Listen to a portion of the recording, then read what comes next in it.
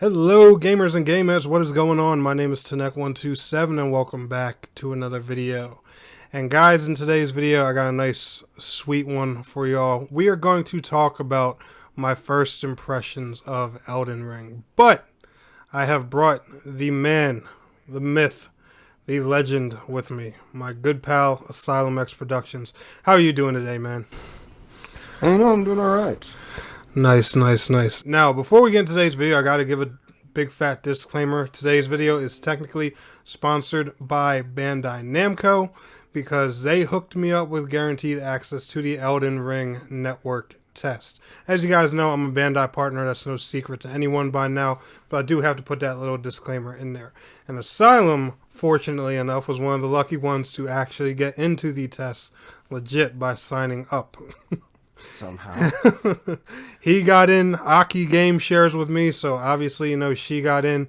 But nobody else we know got in at all. I was making fun of one of the people that didn't get in. Oh, yeah. Doesn't your Discord name still say Elden Ringed to this day? Yes. Yes, it does. I love it. I love it.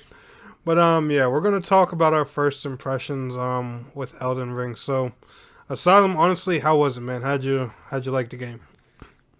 I really enjoyed it, minus the fact that I may or may not have missed one of the tutorials explaining how you two-hand a weapon. Apparently it's two buttons. I did not know this. I did not figure this out while playing. I was doing everything one-handed and still having an absolute blast. Well, good. See? Look, he wasn't even using the weapon right, and he still had fun. That goes to speak volumes there.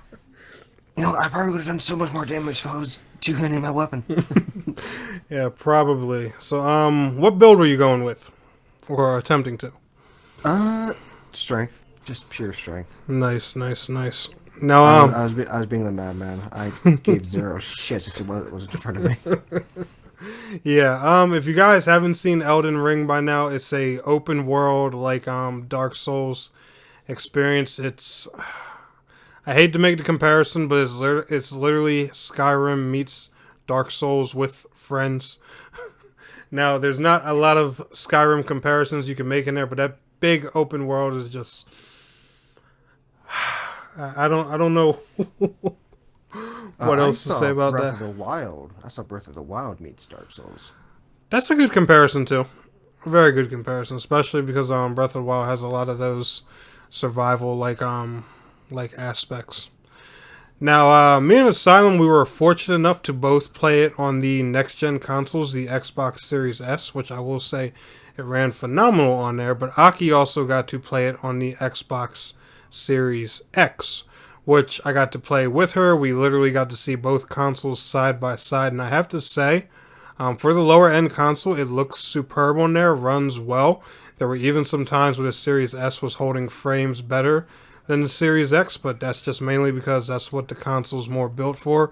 The Series X is built to be the more higher dynamic resolution machine. The Series S is built to be more of the weaker high frame rate machine, so that's, kind of the design that they're going with the consoles. But how was your next gen experience on Asylum? I didn't notice any frame dips. It still looked amazingly beautiful. Yeah. 10 out of 10. Honestly, I can't say anything bad. Yeah, honestly, guys, visually the game was just freaking amazing. There's no complaints about the visuals whatsoever. Even in heavy instances of combat, like when me, Asylum, and Aki were all fighting a boss using multiple spells, lots of things going on. We got invaded a few times by some. Few times? Few times? Well, I'll let you go ahead and elaborate. Okay, so it wasn't a few times. Some instances were back to back. The same motherfucker running this intelligence, strength, like monstrosity of a mix build. And he came to a world where there were 3 soul veterans. A good portion of the time that he was invading, one of those soul veterans were AFK, and it wasn't me or Tanek. Yeah. So this motherfucker comes in, he gets jumped by us multiple times.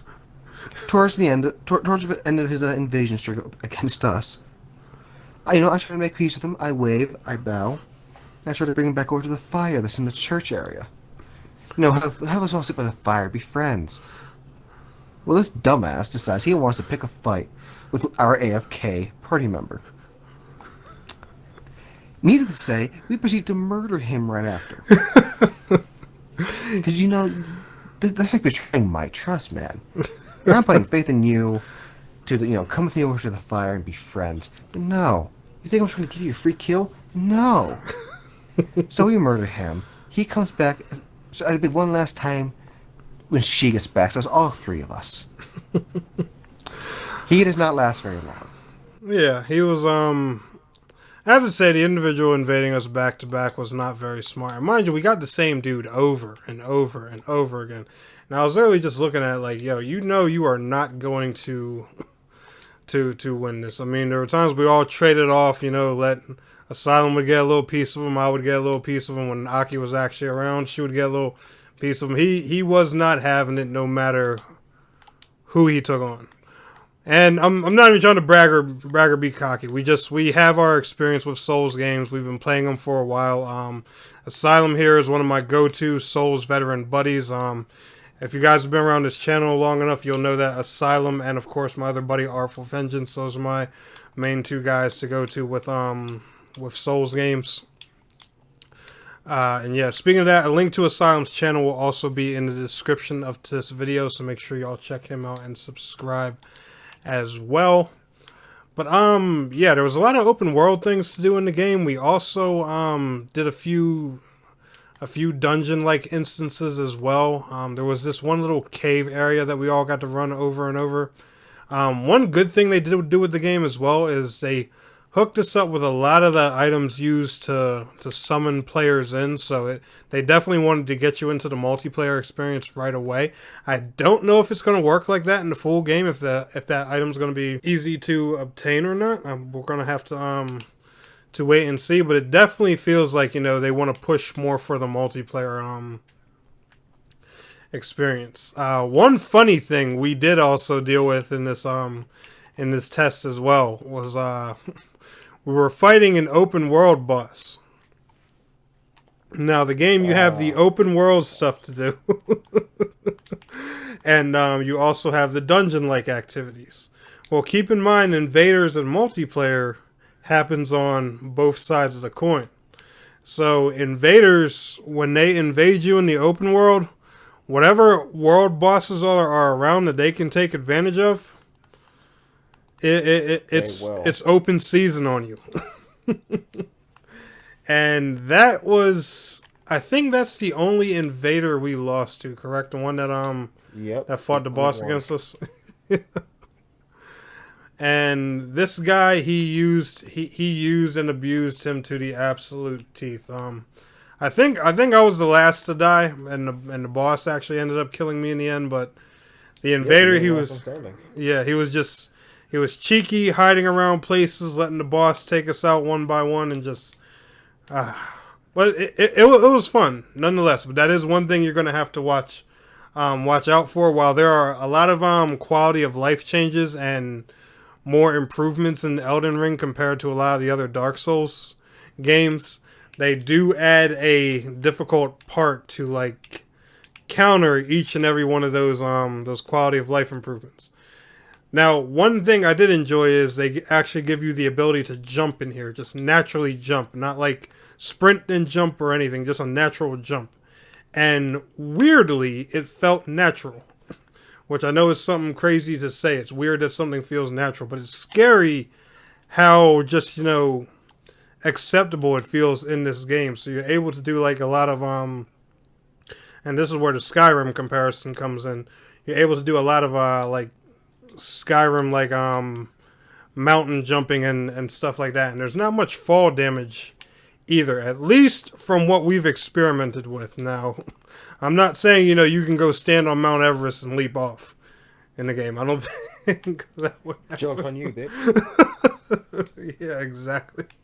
But yeah, I don't think you'll be able to do that. But I'm just saying, fall damage is definitely a bit more forgiving in this one. But overall, I had an amazing time with Elden Ring, I can't wait till the game comes out early next year. You guys are definitely gonna see more of it here on the channel. I do apologize that during our play session we didn't really get a chance to record anything. Asylum was pretty busy with work, and I was actually away and not in my office at the time, so I do apologize for that. But I did want to bring you guys this video, just so you guys know that we played it, give you our thoughts and stuff like that, and to let you know that more content on Elden Ring will definitely be coming in the future. Asylum, was there anything else you wanted to add before we went ahead and wrapped up? No, not really. Besides the fact that I was running, the strength build, this motherfucker over here was running the intelligence build. And of course, so was Aki. But hey, man, what was the first weapon I got when I could buy a weapon? A damn sword. Great times. But alright, guys, we're going to go ahead and wrap this up here. If y'all enjoyed today's video, smash that like button. Be sure to check out Asylum's channel down in the description below. And I will see y'all in the next one. This is Tanek127 and AsylumX Productions. I will see y'all in the next video. Peace out. Have a good one.